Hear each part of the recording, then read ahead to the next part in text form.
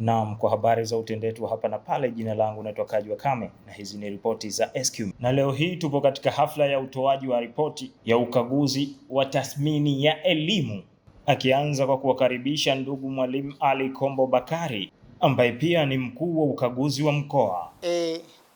Kwanza nichukue nafasi ya kuwakaribisha kwenye shughuli hii ya leo ambayo kwa kawaida huwa inafanyika kila mwaka, kutoa tathmini ya ukaguzi wa elimu ambao umefanyika kwa muda wa mwaka mzima.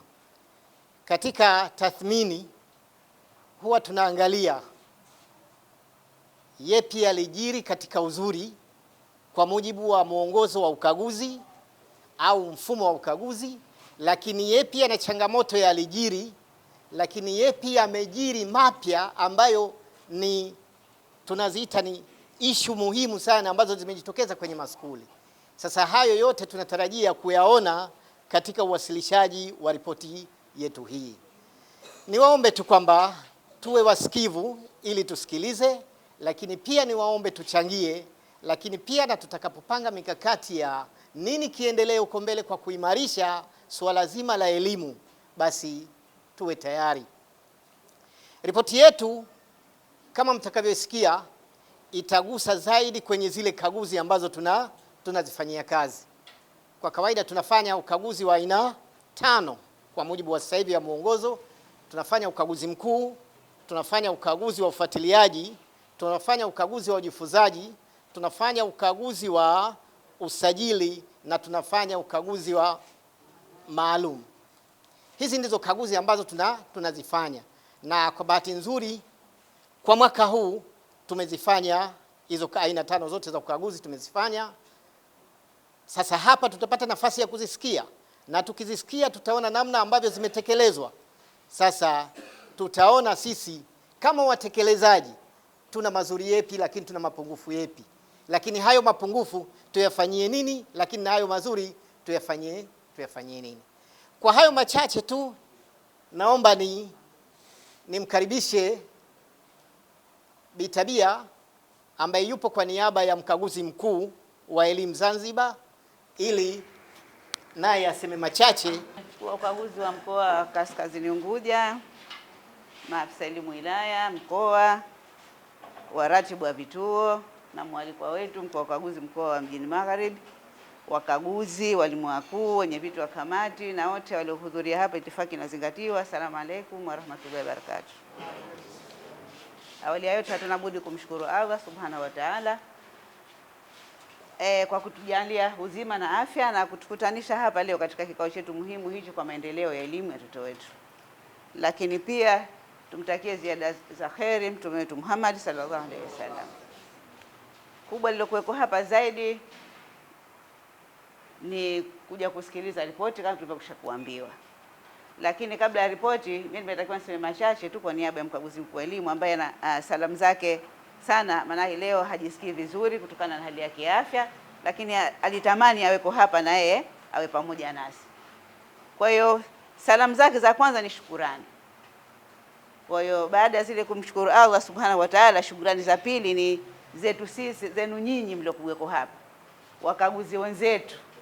Maana nyinyi ni wakaguzi wenzetu, tunafanya kazi pamoja ya ukaguzi. Nyinyi mnakagua ndani, sisi tunakagua nje. Kwa hiyo tunakushukuruni sana kwa mashirikiano yenu ambayo mnatupa katika kazi hii. Bila ya mashirikiano yenu mnotupa, mkatupokea kule, tukawa na nyinyi pamoja siku ya kwanza, ya pili, ikiwezekana ya tatu, basi hii ripoti hapa leo sijui ingekuwa kama ingekuwepo. Lakini ipo ripoti hii kwa sababu ya kazi tulioifanya na kazi tumefanya pamoja na nyinyi. Kwa hivyo tunashukuru na tunaomba muendelee kushirikiana nasi katika kazi hii. Lakini la pili ambalo mkaguzi mkuu alitaka aliseme ni kuhusiana na mageuzi makubwa ya elimu ambayo yapo. Katika mageuzi haya makubwa ya elimu, ukaguzi nao na nafasi kubwa katika kuhakikisha hayo malengo ya mageuzi yanafikiwa. Na ndio maana ikabidi na sisi vile vile tufanye mageuzi ya zile zana zetu ambazo tunatumia. Yote haya yamekuja kwa sababu tunataka tufikie yale malengo ya mageuzi. Kwa hiyo tumefanya mageuzi ya miongozo. Mnajua toka hatua za mwanzo tumeshirikishana vipi tufanye mabadiliko, mnaonaje wapi tufanye, japo hakuwa wote lakini walikuwa baadhi walishiriki. tukaja na draft ya mwanzo, tukaita watu, jamani, hebu tizameni hichi tuongeze nini, mpaka tumefikia kwenye utekelezaji.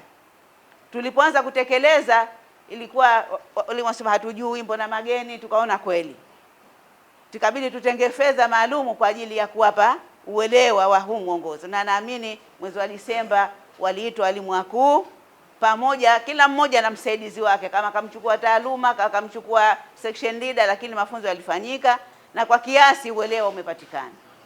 Kwa hiyo tunaomba tena mashirikiano katika utekelezaji mzuri wa mwongozo huu. Tuna competence based curriculum, na ndio maana na huku kukaja competence based inspection, ili tuendane na hayo malengo ya hayo mageuzi yaliyokusudiwa. Sasa katika hili tunaomba sana wazee wetu wenye viti wa kamati, nyinyi ndio mna. Baada ya kuwasilishwa kwa ripoti hiyo, nao wajumbe na viongozi walikuwa na haya ya kusema. Au kwa walimu wakuu pamoja na hawa wenye viti wa kamati ambao wamekuja hapa leo, ni kushirikiana pamoja kufanyia kazi yale mambo ambayo tumeona yanahitaji kuimarishwa ili tuweze kufanikiwa zaidi. Tumeona baadhi ya skuli hazikufanya vizuri, labda unawashauri vipi katika ukaguzi ujao? Nini watarajie au nini tutarajie katika ukaguzi ujao? Yaani kama nilivyosema kwamba kwa yale ambayo hayakufanywa vizuri huwa tunatoa maelekezo. Kwa hivyo ili kufanya vizuri ni kuwafanyia kazi yale maelekezo tuliyofanya kwa pamoja, kwa kushirikiana. Kama kuna changamoto, basi tuko karibu nao, kwa sababu siku hizi ofisi zetu zipo kila mkoa. Kwa hivyo tuko karibu nao, tuwasiliane nao ili wasiliane na sisi, kama wanahitaji maelezo zaidi wayapate, ili kuweza kufanyia kazi zile changamoto ambazo zimeonekana. Mimi naitwa Ali Kombo Bakari, mkuu wa ukaguzi mkoa wa Kaskazini Unguja, na tumewasilisha ripoti ya utekelezaji wa ukaguzi kwa mwaka 25-26, ambayo ndani yake ripoti hiyo tumeiwasilisha kwa wadau, lakini imebeba mambo mengi ambayo ni mafanikio, lakini pia imebeba mambo ambayo ni changamoto.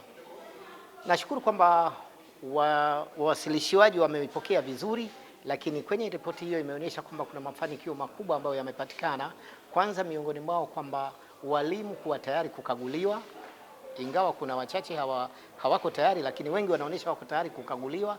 Lakini pia walimu wako tayari sasa hivi kubadilika na mfumo mpya wa ukaguzi ambao unaandamana kuelekea kwenye CBC, yani CBC competence based curriculum, ambayo sisi tunakagua kwa kupitia competence based inspection.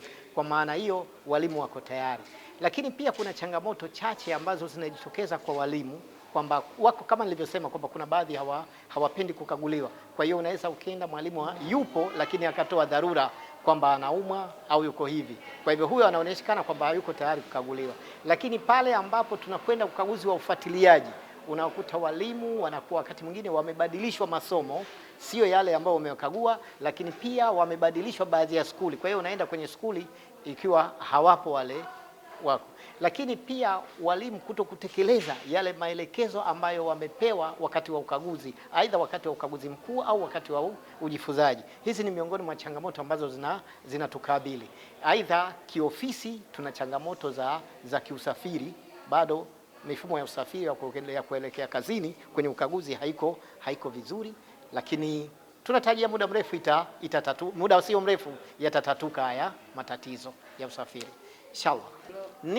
Nini kifanyike? Kwanza, kwa wale walimu ambao wana changamoto za kutokuwepo kazini, aidha kwa kuhamishwa au kwa sababu nyingine, ni kwamba taarifa zinatakiwa zije mapema kwenye afisi yetu, sawa, kabla sisi hatujapanga, kwa sababu skuli tunazipelekea barua. Kwa hiyo kama amehamishwa mtu, wao wanatakiwa watoe taarifa kwamba huyu amehamishwa kupelekwa skuli. Na kwa sasa hivi kwa vile tuna mfumo, wakituletea ile taarifa moja kwa moja, mle mtu tunamtoa kwenye mfumo kwenye skuli ile na tunampeleka kwenye skuli nyingine kwa mujibu wa mfumo wetu wa ukaguzi. Kwa hivyo cha muhimu kwamba taarifa zipatikane mapema. Lakini chingine, bado na washauri walimu, ukaguzi ni sehemu ya kuwasaidia wao walimu na wanafunzi. Kwa kuwa ni sehemu ya kuwasaidia, basi bado wawe tayari kukaguliwa kwa ajili ya kuwaendeleza watoto wetu kupata elimu.